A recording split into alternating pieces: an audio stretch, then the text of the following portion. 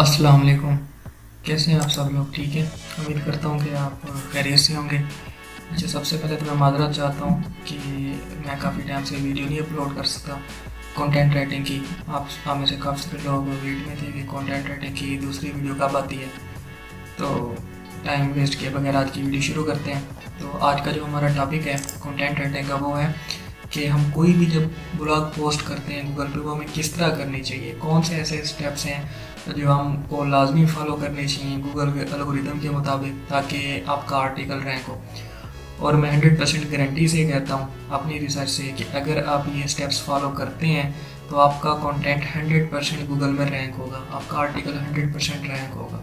ठीक है, तो शुरू करते हैं इसको। आपने साथ साथ ही नोट्स बना लेने हैं, या मैं आपको लिंक भी दे दूंगा ये नोट्स डाउनलोड करने की। तो इसके 3 फेज़ होंगे। तो सबसे पहले फेज़ हम स्टार्ट करते हैं। पहला फेज़ है टॉपिक रिसर्च। टॉपिक रिसर्च में सबसे पहले क्या आता है, what is primary keyword for your topic. Primary keyword आपका होता है जो मेन कीवर्ड होता है, जिस पे आप आर्टिकल लिखने जा रहे होते हैं। इसमें मैंने एक एग्जांपल ली है, SEO checklist for blog post. ठीक है, तो इसमें जो है एसईओ जो चेकलिस्ट है फॉर ब्लॉग पोस्ट, ये मेरा हो गया मेन कीवर्ड। मैं इसी के ऊपर अपना पूरा कंटेंट लिखना चाहता हूँ। सबसे पहले तो आपको ये पता होना चाहिए कि आपका प्राइमरी कीवर्ड है कौन सा, क्योंकि अक्सर लोग कंफ्यूज होते हैं, वो टाइटल कुछ बना लेते हैं, परमालिंक उनका कुछ होता है, आप अपने आर्टिकल के अंदर उसको फोकस करना भूल जाते हैं। तो ये जितने स्टेप्स हैं 29, आपने इन सब को फॉलो करना है। सबसे पहले आपको पता चल गया कि प्राइमरी कीवर्ड जो है वो आपका जो मेन टॉपिक है उसको आपने फाइंड आउट करना है। दूसरा है आपका जो सेकेंडरी कीवर्ड्स हैं। अब सेकेंडरी कीवर्ड्स क्या होते हैं, जो आपके प्राइमरी कीवर्ड्स होते हैं उनके रिलेटेड होते हैं ये सेकेंडरी कीवर्ड्स। अब जो मेन कीवर्ड का वो था SEO checklist for blog post. अब ये देखें, ये इसके सेकेंडरी कीवर्ड्स हैं, blog SEO checklist, blog post SEO checklist, इस तरह की जो है सेकेंडरी कीवर्ड है। अब आप में से अक्सर लोग कहेंगे, न्यूबीज हैं जो कंटेंट, वो कहेंगे भाई ये तो सेम ही कीवर्ड बनता है पहले और दूसरा। तो भाई नहीं, जो गूगल का बोट है तो बोट ही हमेशा चेक करने आता है कंटेंट को, तो उसके हिसाब से वो कीवर्ड अलग था और ये कीवर्ड अलग है, इसकी नेचर अलग है, उसकी अलग है, क्योंकि वर्डिंग भी आगे पीछे होगी, इसकी सर्चिंग हो रहा है, उसकी सर्चिंग हो रहा है। तो एग्जैक्ट कभी नहीं रखना, जो मेन कीवर्ड है उसको अलग रखना है, जो सेकेंडरी कीवर्ड है इसको अलग जहन में रखना है। ठीक है, अब जो थर्ड स्टेप देखते हैं, what is the intent of your topic. आप कोई भी आर्टिकल लिख रहे हो, किसी भी टॉपिक का लिख रहे हो, यहाँ पे तो मैंने एक ऐसे ब्लॉग पोस्ट की एग्जांपल ली है, तो सबसे पहले आपने इंटेंट चेक करनी है कि ये करने का मकसद क्या है, इस टॉपिक का मकसद क्या है। जो यहाँ पे यूज़र आएगा इस ब्लॉग पोस्ट को पढ़ने, अब यहाँ पे SEO checklist for blog post, इसका जो यूज़र आएगा वो 100% जो अपना फर्स्ट ब्लॉग पोस्ट लिखना चाह रहा हो कुछ भी, उसकी कोई टिप्स एंड ट्रिक्स लेने आएगा। तो अगर उसको वो चीज़ मिलती है तो इसका मतलब आपका इंटेंट पूरा होता है। तो सबसे पहले तो आपने ये चेक करना है और आपने ये देखना है कि गूगल के अंदर आपके इस कीवर्ड के अगेंस्ट जो भी सर्चेज आ रही हैं फर्स्ट पेज पे, अगर गूगल उनको रिवार्ड कर रहा है तो क्यों कर रहा है, उनमें ऐसी क्या चीज़ें, क्या अब ज़ाहिर बात है वो जितनी भी चीज़ें होंगी वो सब इंटेंट पूरा कर रही होंगी यूज़र का। तो सबसे पहले तो आपने अपने कंपटीटर को देखना है कि गूगल उनको रिवार्ड क्यों दे रहे हैं, ऐसा उसमें क्या है, तो आपको वहाँ से पता चल जाएगा कि इंटेंट क्या है आपका। अच्छा, नेक्स्ट है can you solve the searches problems. अब आपने ये देखना है कि एक यूज़र था, एक यूज़र है वो व्हाट्सएप जीबी डाउनलोड करने आता है, ये कोई भी चीज़ गूगल पे सर्च करता है वो डाउनलोड करने आता है। क्या आप उसकी प्रॉब्लम सोल्व कर रहे हो, क्या आप उसको फाइल दे रहे हो डाउनलोडेबल। अगर यहाँ पे कोई एसईओ की चेकलिस्ट देखने आया है तो क्या वो उसकी इंटेंट पूरी हो रही है, आप उसकी प्रॉब्लम सोल्व कर सकते हो। अगर हाँ तो ये सबसे बेस्ट है कि उसकी नीड पूरी होनी चाहिए। ऐसा नहीं है कि आपने दिखाना कुछ और है और फिर देना उसको कुछ और है, ऐसे कभी भी नहीं करना। ठीक है, अब फेज 2 आता है कंटेंट का। अब सबसे पहले आपने देखना है फीचर स्निपेट। अगर आपको ना पता हो तो मैं आपको सर्च करके दिखा देता हूँ, SEO checklist for blog post. ठीक है, जो सबसे पहले यहाँ पे शो होती है सर्च, इसको कहते हैं फीचर स्निपेट। ये गूगल का एक समझ रिवार्ड सिस्टम है कि उसको जो आर्टिकल अच्छा लगता है वो उसको फीचर स्निपेट में ऐड कर देता है यहाँ पे। अब आपने ये देखना है क्या आप इस तरह का फीचर स्निपेट विन कर सकते हैं, अगर हाँ तो कैसे। तो फिर आपने रिवर्स इंजीनियरिंग करनी है। अक्सर जो मेरे ओल्ड फ्रेंड्स हैं उनको पता है रिवर्स इंजीनियरिंग क्या है। रिवर्स इंजीनियरिंग है, आप किसी भी चीज़ को आपने उल्टा सोचना है। आपने मतलब स्टार्ट से नहीं सोचना, आपने उसको एंड से सोचना है। एंड से ये सोचना है कि भाई अगर किसी ने कीवर्ड लिखा और गूगल ने इसको फीचर स्निपेट दिया तो क्यों दिया, इसने ऐसा क्या इंप्लीमेंट किया अपने आर्टिकल के अंदर कि गूगल इसको फीचर स्निपेट देने पर मजबूर हो गया। तो ज़ाहिर बात है आपने कंपटीटर को एनालाइज करना है। ये सबसे पहले आप आर्टिकल देखेंगे, यहाँ पे जाके देखेंगे कि इसने प्रॉपर स्टाइलिंग की होगी, बुलेट्स लिखे होंगे, उसके ऊपर पॉइंट्स बने होंगे, काफ़ी सारे हेडिंग्स दी होंगी प्रॉपर। तो गूगल को सबसे अच्छा लगा, गूगल ने जो कर दिया। अगर आप भी इस पैटर्न को फॉलो करते हैं तो ज़ाहिर बात है गूगल आपको भी फीचर स्निपेट में ऐड कर सकता है या आपके कंटेंट को कर सकता है, जो आपका कंटेंट होगा। तो अब आपको ये चीज़ समझ आ गई होगी, ठीक है। अब नेक्स्ट चलते हैं। What primary and secondary keywords can you optimize in the headings? अब आपने ऐसे करना है कि जो आपकी हेडिंग्स होती हैं, हेडिंग 1, हेडिंग 2, हेडिंग 3, हेडिंग 4, अगर किसी को नहीं पता तो मैं दोबारा बता देता हूँ। हेडिंग होती हैं, आप सबसे पहले जैसे ही कोई आर्टिकल पढ़ने आते हैं इसको हेडिंग 1 H1 बोलते हैं, हेडिंग 1, ठीक है। इसके बाद ये आती है हेडिंग 2, H2 इसको बोलते हैं, ये भी हेडिंग 2, फिर H2, फिर H3, H4, इस तरह की हेडिंग्स आती जाती हैं, ठीक है। ये H3, H4 है। तो आप सबसे पहले तो अपना मेन कीवर्ड ऐड करोगे सेकंड में, लेकिन मतलब आपने सारा ही मेन कीवर्ड को नहीं ऐड कर लेना, आपने सेकेंडरी कीवर्ड्स को भी ऐड करना है। तो आपने ये देखना है कि आप कौन कौन से कीवर्ड अपनी हेडिंग में ऐड कर सकते हो। 7 पॉइंट है, what has the competition covered that you should do, ठीक है। ऐसी कौन सी चीज़ है जो आपके कंपटीटर्स ने ऐड की हुई है। लाइक चेकलिस्ट और ब्लॉग पोस्ट था, मेरे कंपटीटर ने ये सब चीज़ें ऐड की हैं। अब ऐसी कौन सी चीज़ें जो इससे रह गई हैं तो मैं वो ऐड कर लूँगा ताकि वैल्यू ऐड हो। तो सिंपल है कि ये स्टेप आपने फॉलो करना है कि कुछ एक्स्ट्रा देना है। 8 पे आता है, what other search data can you include as heading sections. अब आप लोग कहोगे कि भाई हेडिंग में तो हमारे पास 3-4 कीवर्ड थे, वो हमने ऐड कर लिए, प्राइमरी भी कर लिया, सेकेंडरी भी कर लिया, अब हमारे पास और है नहीं। तो ऑटो सजेस्ट या इसको कहते हैं गूगल इंस्टेंट रिजल्ट्स। तो इसके बाद आपने ये करना है। अब ये कहाँ से मिलता है, आपने सिंपल गूगल पे जाना है, ये लिखा है चेकलिस्ट फॉर ब्लॉग पोस्ट, यहाँ पे जाके आपने सिंपल स्पेस प्रेस करनी है। तो ये देखिए नीचे आपको सजेस्ट में गूगल ने दे दिए, तो आपने ये वाले ऐड कर लेने हैं, ठीक है। जब आप इस तरह करोगे तो इस तरह भी आपको शो हो जाएंगे। खैर ये जितने भी आपको सजेस्ट में आते हैं ये सब के सब ट्रेंडिंग में होती हैं, ये सर्चेज आ रही होती हैं, क्यूरीज आती हैं, इस वजह से आपको ये शो होते हैं। तो इनको भी आपने अपनी हेडिंग में यूज़ कर लेना है। अच्छा, इसका बी पार्ट ये है कि आपने एक और सेक्शन यहाँ पे होता है, ये देखिए पीपल आल्सो आस्क। आपने ये वाली हेडिंग्स भी ऐड कर देनी है क्योंकि ये वो चीज़ें हैं जिनके ऊपर कंटेंट कम लिखा गया होता है और क्यूरीज ज़्यादा आ रही होती हैं और लोग ये एज क्वेश्चन यहाँ पूछ रहे होते हैं। तो आपने ये चीज़ यहाँ से हेडिंग ऐड कर ली और थर्ड आपने यहाँ से कर लेनी है, ठीक है। ये जितनी भी आपके पास हेडिंग्स हैं तो गूगल खुद चाह रहा होता है कि इन चीज़ों के ऊपर भी कंटेंट लिखा जाए, तो आपने इन चीज़ों के ऊपर भी कर लेना। नेक्स्ट है best on your knowledge product and ICPS, what else should you cover, ठीक है। अब कोई ऐसा आपका एक्सपीरियंस जो जिस चीज़ के बारे में आप लिख रहे हैं, अगर आप खुद से वैल्यू ऐड कर सकते हैं, कोई ऐसी चीज़, कोई ऐसा मटेरियल जो एक्स्ट्रा हो, जो दूसरा किसी ने कवर ना किया हो, ज़ाहिर बात है आपका माइंड आपका है, हर बंदा अपना हिसाब से सोचता है, तो आपने वो चीज़ें भी लाजमी ऐड करनी है, न्यू हेडिंग यूज़ करनी है, सेक्शन यूज़ करने हैं और आपने दूसरों से यूनिक आर्टिकल लिखना है। तो गूगल को ऑटोमेटिकली पता चलेगा कि इस बंदे ने किसी का कॉपी नहीं किया, इसने अपना एक एक्स्ट्रा नॉलेज शेयर किया, तो आपको रिवार्ड करेगा, ऑफ कोर्स आपको रैंक देगा। 10 नंबर पे है, is the content organized into an optimal structure. Optimal से मुराद एक फ्लो में जाना चाहिए, लाइक ये ना इट फ्लोज, आपका एक फ्लो में जा रहा है पूरा आर्टिकल, मतलब ऐसी कोई डिस्टोर्शन इसमें नहीं है, सब कुछ फ्लो में जा रहा है, ठीक है।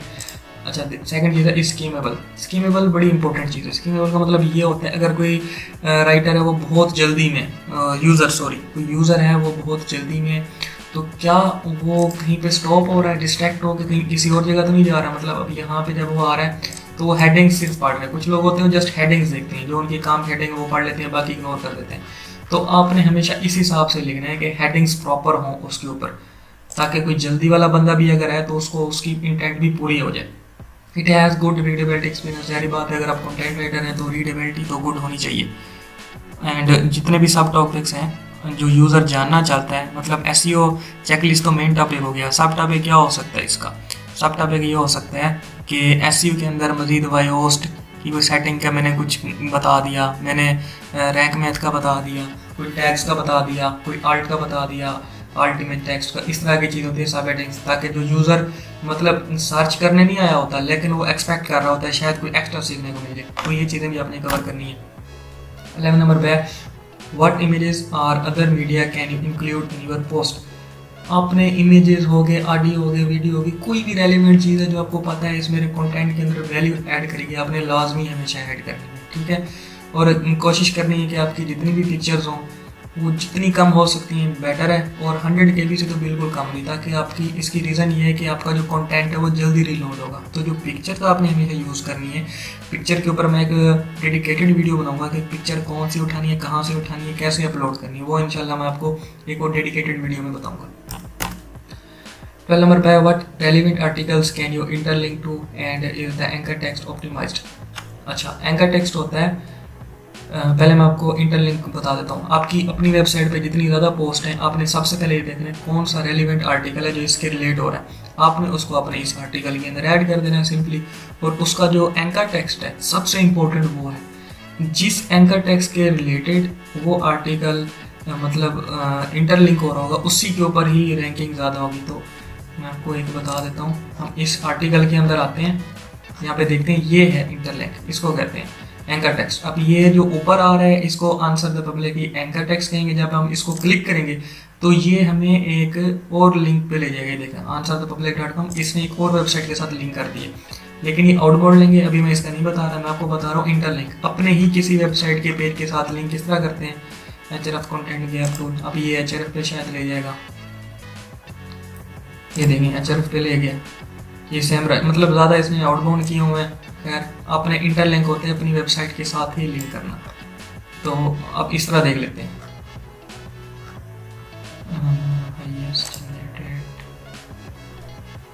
ये डाउनलोड पर लिंक हो गई। खैर, इसमें आउटबाउंड लिंक ज़्यादा दिए हुए हैं, इंटरलिंक होता है अपनी वेबसाइट के साथ ही लिंक करना।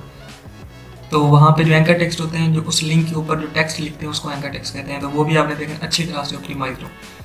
13 नंबर पे है कि आपने नंबर और बुलेट्स जहाँ जहाँ हो सके आपने पॉसिबल वो यूज़ करना है। अब आपको इसकी एग्जांपल दे देता हूँ, ये सामने स्क्रीनशॉट भी मैंने दिया हुआ है। एक आपके सामने ये पैराग्राफ लिखा हुआ है जो बिल्कुल ऐसे रफ सा लग रहा है, कोई पढ़ेगा वो बोर हो जाएगा, वो कहेगा पता नहीं किस तरह निकम मैंने लिख दिया है, ऑर्गेनाइज ही नहीं। अब ये देखें, अब ये ऐसी चीज़ है जो बिल्कुल क्लियर है, एक ना पढ़ने वाला इंसान भी चाहेगा यार मैं पढ़ लेता हूँ, सामने से गुजर रहा है, अच्छी प्रेजेंटेशन की हुई है, सिंपल उसने 2-3 लाइनें लिखी, नीचे इसने बुलेट्स बना के ये एक मतलब एक यूनिक उसको बना दिया। तो ये काम अपने लाजमी करना है, कहीं भी ऐसे नहीं लिखना, जहाँ जहाँ पे पॉसिबल हो आपने ये करना है। ऐसा नहीं कि हर पैराग्राफ में ये चीज़ें करनी शुरू हो जानी, और जहाँ पे आपको पॉसिबल लगे वहाँ पे आपने ऐसे करना है।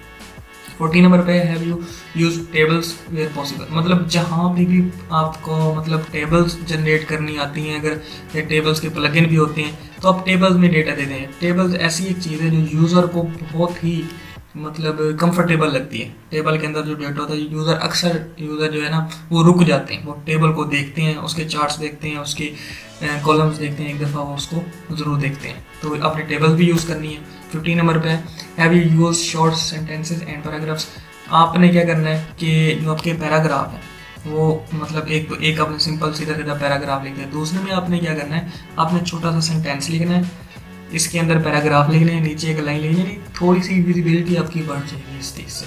शॉर्ट सेंटेंसेस जो होते हैं वो विजिबिलिटी आपकी बढ़ा देते हैं, थोड़ा यूनिक बना देते हैं। और ये शॉर्ट सेंटेंसेस जो हैं ये कोई हेडिंग्स नहीं है, ये जैसे सेंटेंसेस हैं ऊपर नीचे पैराग्राफ्स हैं, तो आपने इस तरह का भी करना है काम, ठीक है। अच्छा, ये सबसे इंपॉर्टेंट चीज़ है, are you including CTAs call to actions, ठीक है। कॉल टू एक्शन क्या होते हैं, क्या अपने अपने यूज़र को कोई कंटेंट दिखा रहे हैं, कंटेंट के अंदर ही जिस तरह भी मैंने एग्जांपल आपको दी थी, हम यहाँ पे आए, यहाँ पे था ये वाला, अब ये है CTA। अब जो भी इसको देखेगा इस लिंक के ऊपर क्लिक करेगा उसको क्या होगा, एक PDF फाइल डाउनलोड हो जाएगी, ठीक है। तो इसको कहते हैं CTA। तो जहाँ भी पॉसिबल हो आप ऐसी डाउनलोडेबल चीज़ भी कर सकते हैं, लेकिन करनी वहाँ पे है जहाँ पे ज़रूरत हो, जहाँ पे उसकी चीज़ पूरी हो। जिस तरह ये लिखा हुआ है, download my free trading day plan template, ठीक है, कोई ऐसी चीज़ जो यूज़र के लिए बोनस हो। अच्छा, नेक्स्ट आता है टेबल ऑफ कंटेंट। इस चीज़ से तो आप पहले से वाकिफ़ होंगे, अक्सर मतलब लाजमी होता है आजकल जितनी भी पोस्ट होती हैं तो वहाँ पे ये चीज़ तो आजकल लाजमी कॉमन सी हो गई है। फिर भी मैं आपको इसकी एग्जांपल बता देता हूँ। आपने साइट ओपन करनी है,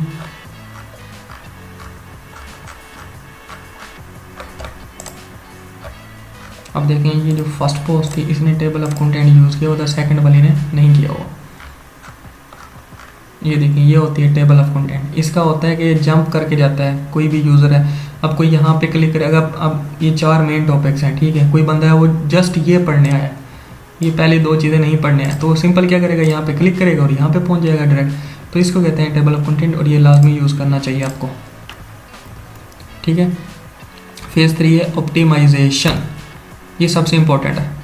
जो आपका टाइटल है क्या वो कंपेलिंग है, सब कुछ ओके है उसका, और जो आपका टाइटल है, टाइटल को ही H1 कहते हैं, ठीक है। जो आपकी H1 है क्या उसके अंदर आपका जो मेन कीवर्ड है वो इंक्लूडेड है, ये डबल चेक करना है आपने हमेशा। अच्छा, ये बहुत इंपॉर्टेंट चीज़ है, बहुत इंपॉर्टेंट चीज़ है। अक्सर लोग अपने परमालिंक पे या URL पे इस चीज़ पे ध्यान बिल्कुल भी नहीं देते। उनका URL कोई अजीब किस्म का होता है, किसी की वर्डिंग लिखी होती है, किसी का कुछ लिखा होता है। तो ये सिंपल शॉर्ट होना चाहिए बिल्कुल, और इसके अंदर जो आपका मेन कीवर्ड था प्राइमरी कीवर्ड वो लाजमी होना चाहिए। ये रैंकिंग में बहुत बूस्टअप लाता है। अब लाइक मैं ये आर्टिकल मैंने मतलब सर्च किया ये चीज़, मैं यहाँ पे ये देखें कितना सिंपल सा इसने बनाया हुआ है SEO चेकलिस्ट के नाम से, ठीक है। इसको कहते हैं परमालिंक, जो वेबसाइट के आगे होता है। अब इसको देखो, इसने थोड़ा सा, अब इसको देख लो href कंटेंट गैप कितना सिंपल सा है। तो आपने हमेशा ये वाली एग्जांपल लिखनी है और ये वाली एग्जांपल देखनी है, ठीक है। आपका URL हमेशा शॉर्ट होना चाहिए। नेक्स्ट चीज़ है is the word count within 2 to 400 words higher or lower than the top 1 for competitor average. अब इसकी मैं आपको एक मतलब एग्जांपल देता हूँ कि मिनिमम जो आपका कंटेंट है वो 200 to 400 के दरमियान होना चाहिए मिनिमम, इससे कम नहीं होना चाहिए। जो मैं रेकमेंड करता हूँ वो 400 है, लेकिन 200 कंटेंट कोई ऐसा टॉपिक कभी ना कभी आपकी लाइफ में आ जाता है जिसमें कंटेंट नहीं लिखा जाता, लाइक न्यूज़ टाइप कोई चीज़ होती है, वहाँ पे बंदा नहीं लिख सकता ज़्यादा कुछ, तो वहाँ पे 200 का चल जाता है। लेकिन अगर आप प्रॉपर ब्लॉग पोस्टिंग कर रहे हैं तो ये तो कंपलसरी है, 400 से कम तो आना ही नहीं है, ठीक है। बाकी आपके जो फर्स्ट कंपिटिटर्स हैं 10, उनमें से 4 कंपिटिटर जो हैं आपका सिर्फ उनसे कम होना चाहिए, बाकी आपका सबसे ज़्यादा होना चाहिए। अगर आपके 10 कंपिटिटर्स हैं तो जो 6 कंपिटिटर हैं उनकी आपने एवरेज निकालनी है, कितने कितने वर्ड का उन्होंने आर्टिकल लिखा हुआ है, तो आपने उनसे अच्छा लिखना है। बाकी आप सबसे तो कम्पीट नहीं कर सकते, हो सकता है किसी ने यहाँ पे 10,000 वर्ड का लिख दिया हो, तो ऐसा नहीं है कि हम 10,000 वर्ड का लिख रहे हैं। आपने सबको कंपिटिटर नहीं समझना, ठीक है। आपने जो 6 लोग हैं उनसे अच्छा करके लिखना है, उनसे अपनी वर्डिंग एवरेज करके ज़्यादा लिखनी है। बाकी आप बेशक 3-4 की आपको छूट है, उससे आप बेशक थोड़ा सा कम लिख लें। और अगर आप ये कर लेते हैं और एंड में अगर आप डबल चेक करते हैं तो आपको ये फील होना चाहिए कि भाई मैंने हर चीज़ अपनी कवर कर ली है। Does the images alt text concisely explain what they are. अच्छा, ऑल टेक्स्ट होता है जो हम पिक्चर यूज़ करते हैं अपने कोई भी आर्टिकल के अंदर, तो वहाँ पे एक छोटा सा वर्डप्रेस में अगर आप यूज़ करते हो तो ऑल टेक्स्ट का एक होता है जब हम पिक्चर अपलोड करते हैं। तो ऑल टेक्स्ट बेसिकली होता है कि वो एक्सप्लेन करने के लिए होता है, ठीक है, कि जो पिक्चर आपने अपलोड की इस पिक्चर में क्या हो रहा है। जिस तरह इस पिक्चर में मैंने बड़ी अच्छी सी एक एग्जांपल दी है, child wearing rain boots walking a beagle through a puddle, ये इसने एक्सप्लेन किया है इस पिक्चर को। तो ये आपने लाजमी हमेशा करना है, इससे रैंकिंग बढ़ती है बहुत। Is your meta description highly relevant to the topic and does it include the primary keyword. अच्छा, मेटा डिस्क्रिप्शन जिन लोगों को नहीं पता मैं हल्का सा बता देता हूँ। ये अपने टॉपिक लिखा और ये जो ये शॉर्ट, इसको मेटा डिस्क्रिप्शन कहते हैं, इसको मेटा डिस्क्रिप्शन कहते हैं, ठीक है। एक तो ये शॉर्ट होनी चाहिए, 150 कैरेक्टर्स की होती है, 160 से ज़्यादा। अगर आप वायोस्ट यूज़ कर रहे हैं तो वो रेड मतलब सिग्नल दे देते हैं आपको कि ये आपने नहीं करनी, ठीक है। यहाँ पे भी एग्जांपल मैंने दी थी। तो खैर इतनी आपकी होनी चाहिए और इसके अंदर आपका जो प्राइमरी कीवर्ड है वो लाजमी आपका ऐड होना चाहिए। और आप मेक श्योर करना कि ये जो डिस्क्रिप्शन है ये आपके पूरे आर्टिकल की एक किस्म की समरी है, ये समरी लाजमी देनी चाहिए आपको, ठीक है। इसके बाद हम चलते हैं have you avoided using the primary keyword more than once in eight two and six. हाँ, ऐसा भी नहीं है कि आपका जो प्राइमरी कीवर्ड आपको बार बार अगर आपने 10 हेडिंग्स यूज़ किए हैं तो आपने 8 दफ़ा प्राइमरी कीवर्ड यूज़ करनी है। अरे भाई ऐसा नहीं करना आपको। मैक्सिमम मैं तो कहता हूँ कि आपने प्राइमरी जो कीवर्ड है ना उसको आपने एक दफ़ा यूज़ करना है। अगर आपने दूसरी दफ़ा भी करना है तो वो कर सकते हैं, लेकिन जो प्रैक्टिस है और मेरी तरफ से रिकमेंडेड है वो एक दफ़ा ही आपने यूज़ करना है। तो इससे क्या है, स्पैमिंग नहीं होती, मतलब क्योंकि हमने ऑलरेडी परमालिंक में यूज़ कर लिया, डिस्क्रिप्शन में यूज़ कर लिया, टाइटल में यूज़ कर लिया। हाँ, अगर आप बहुत ज़्यादा करते हो तो सेकेंडरी कीवर्ड यूज़ कर लो। तो ये मैंने आपको टिप बताई थी, सेकेंडरी कीवर्ड जो है वो यूज़ कर लो। 24 नंबर पे है does your introduction hook the reader. ठीक है, अब करना क्या है कि आपका जो कंटेंट है उसमें यूज़र बोर नहीं होना चाहिए, उसको ऐसा नहीं लगना चाहिए कि मैंने टाइम वेस्ट किया अपना। आपने अपना जो पहला पैराग्राफ है उसके अंदर ही पूरे आर्टिकल का बता देना है कि इस पूरे आर्टिकल में क्या क्या होने वाला है, ताकि उसका टाइम ना वेस्ट हो। मतलब ऐसा नहीं है कि आप वहाँ पे ऐसे लिखना शुरू हो जाए, today I will explain what is SEO optimize checklist, please stay with me. ऐसे वर्ड नहीं लिखने, इससे यूज़र का टाइम वेस्ट होता है। आपने सिंपली वहाँ पे बस सीधी एक एग्जैक्ट इन्फॉर्मेशन लिखनी है कि ये पॉइंट्स हमने कवर करने हैं, इस चीज़ को SEO कहते हैं, ब्लॉग पोस्ट क्यों ज़रूरी है, बस ये चीज़ें आपने लिख देनी। तो ऐसे अपनी तरफ से शुरू फर्स्ट पैराग्राफ में कभी भी नहीं लिखने। 25 नंबर पे है have you included the topic to tie it back in the conclusion और द लास्ट पैराग्राफ। ठीक है, कंक्लूजन आपने एंड पे लिखना है। ठीक है, आपने फिर उसमें पूरे अपने जितना भी आपने आर्टिकल लिखना है उसका आपने कंक्लूजन, एक समरी उसको कह लें, आपने वो लिखना है। अक्सर जो अमेरिकन यूज़र हैं वो कंक्लूजन लाजमी पढ़ते हैं, पाकिस्तानी या दूसरे एशियन कंट्रीज़ के लोग नहीं पढ़ते, लेकिन अमेरिकन लाजमी कंक्लूजन एक दफ़ा देखते हैं और अक्सर लोग फीडबैक भी देते हैं। तो इससे एक इंगेजमेंट के चांसेस होते हैं जो मोस्टली नहीं होती। 80% इंगेजमेंट नहीं होती ब्लॉग रीडर्स की, बहुत कम होती है, लेकिन स्टिल कोई रिवार्ड करना चाहे, कोई करना चाहे तो वो लाजमी कमेंट्स करते हैं, तो ये भी लाजमी करना है। 26 नंबर पे है have you bolded the key text into. अच्छा, ये मैं आपको एक सिंपली एक चीज़ बताऊं कि गूगल का जो बोट है ना, तो वो पूरा जब आर्टिकल पढ़ रहा होता है, वो हेडिंग देख रहा होता है, कंटेंट पढ़ रहा होता है, तो अक्सर वो बोल्डेड चीज़ों को मतलब ज़्यादा फोकस करते हैं कि बोल्ड में क्या चीज़ें लिखी हुई हैं। लाइक मैं इसको देख लेता हूँ, इस आर्टिकल को, इसने जो हाईलाइट्स की हुई हैं वहाँ पे इसने अपनी लिंक्स लगाई हुई हैं। ठीक है, ये इसने हेडिंग्स दी हुई हैं। हम एक और एग्जांपल देख लेते हैं। यार आपने इस तरह करना है कि ये जो आर्टिकल्स हैं इसके अंदर कोई भी चीज़ मतलब बोल्ड कर देनी है। गैदरिंग ट्रैफिक को बोल्ड कर दिया, कभी SEO को बोल्ड कर दिया, ताकि जो यूज़र है, कोई लोग होते हैं वो सेम मतलब पॉइंट्स देखते हुए पूरा आर्टिकल गुजार देते हैं, ताकि उनका टाइम भी ज़ाया हो और वो एक दफ़ा पहले गो थ्रू कर लेंगे इस आर्टिकल के अंदर है क्या, फिर वो पूरा आर्टिकल पढ़ते हैं। तो आपने बोल्ड लाजमी करनी है चीज़ें, बोल्ड भी है और इटैलिक भी होगा आगे। अच्छा, इटैलिक भी करना है, देखा, similar to bold text Google crawler took for italic text too, मतलब आपने इटैलिक्स को भी करना है। इसको भी गूगल का जो बोट है वो फॉलो करता है, इंडेक्सेशन में हेल्प करता है आपको। अच्छा, 28 पे है कंटेक्चुअल एक्सटर्नल लिंक्स, मतलब कि जार्गन टर्म्स, ऐसी टर्म्स होती हैं जो अनफेमिलियर होती हैं, मतलब कि कोई ऐसी चीज़ जो हर किसी को नहीं पता होता कि इस चीज़ का क्या मतलब है, तो आपने क्या करना है, उस चीज़ को उस चीज़ के साथ लिंक कर देना है। लाइक अगर कोई आप रिव्यू लिख रहे हो, ठीक है, उस रिव्यू के अंदर आपने कहीं पे कोई शाहरुख खान का मतलब वर्ड यूज़ कर लिया, या इसको छोड़ो, अगर कोई अमेरिकन यूज़र है उसने कोई पाकिस्तानी ब्रांड आपने यहाँ पे यूज़ कर लिया, ठीक है, किसी पाकिस्तानी ब्रांड का आपने यहाँ पे नाम यूज़ कर लिया, अब वो अमेरिकन है, उसको नहीं पता ये क्या चीज़ है, तो आपने उसको एक्सटर्नल लिंक दे देनी है।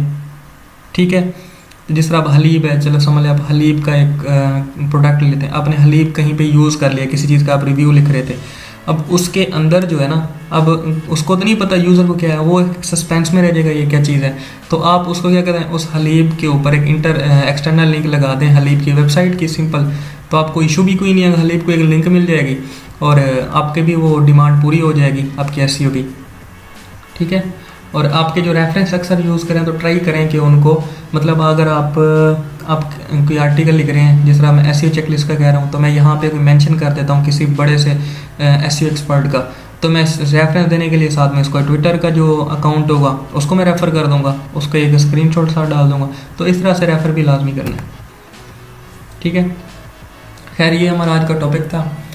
अगर आप ये सब चीज़ें मतलब करते हैं या आपका एग्जिस्टिंग जो कंटेंट है आप उसको अपग्रेड करना चाहते हैं, तो ये 4 टूल है, क्लियरस्कोप, मार्केट म्यूज़, सर्फर, फ्रेज, तो आप इन चारों के ऊपर गो थ्रू करके भी आप देख सकते हैं। बाकी थैंक यू, जज़ाकल्लाह। अगर आपकी कोई क्यूरी हो तो लाजमी आपने कमेंट बॉक्स में मुझसे पूछ लेनी है, तो इंशाल्लाह नेक्स्ट भी आपको कुछ प्रैक्टिकली चीज़ें बताऊंगा कंटेंट राइटिंग के बारे में। अगर आपको मेरा कंटेंट वाकई में अच्छा लगा है, आपको लगा है कि वैल्यू ऐड हुई है, तो लाजमी इस वीडियो को लाइक करें, सब्सक्राइब करें और दोस्तों के साथ शेयर करें। जज़ाकल्लाह।